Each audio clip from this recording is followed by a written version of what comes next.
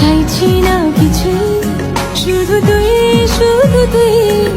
আর চাইছি না। ঢাকা থেকে রাজশাহী চলে গিয়েছে স্মৃতির বিয়ে খেতে দিশার মা। সেখানে স্মৃতির বিয়ে শেষ হতে না হতে শুরু হয়ে গেল নতুন ড্রামা। স্মৃতিকে বাদ দিয়ে এবার দিশার মা হাত মেলালো ফারহানা বিথির সাথে।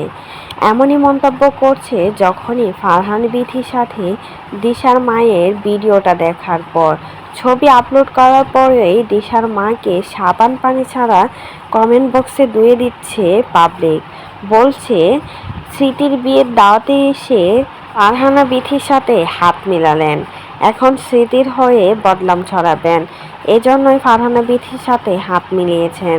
যখনই দেখেছেন ফারহানা বিথি স্মৃতির বিয়েতে আসে নাই বা স্মৃতির কোনো কিছুতেই থাকে নাই, তখনই মনে হলো আপনার ফারহানা বিথির সাথে হাত মিলাতে, তখনই আপনি এই চান্সটা কাজে লাগিয়ে ফেললেন। এমনই বাজে বাজে মন্তব্য করছে দিশার মাকে সবাই মিলে। রাজশাহী যেহেতু আসছে, সেও কন্টেন্ট ক্রিয়েটার, আর ফারহানা বিথিও কিন্তু বড় একটা কন্টেন্ট ক্রিয়েটার। দুজন মিলে দেখা করেছে, এতে কি এমন ক্ষতি হয়েছে? এটা নিয়েও ট্রল করা শুরু করে দিয়েছে জনগণ তো বলছে এবার স্মৃতিকে বাদ দিয়ে ফারহানা বিথির সাথে হাত মিলিয়েছে, স্মৃতির শত্রুর সাথে হাত মিলিয়েছে। একটা সময় এই ফারহানা বিথি কিন্তু স্মৃতির সব ছিল, স্মৃতি সব কিছুই ছিল ফারহানা বিথিকে ঘিরে। কারণ একটা সময় ফারহানা বিথি কিন্তু স্মৃতিকে এই জায়গায় নিয়ে আসছে।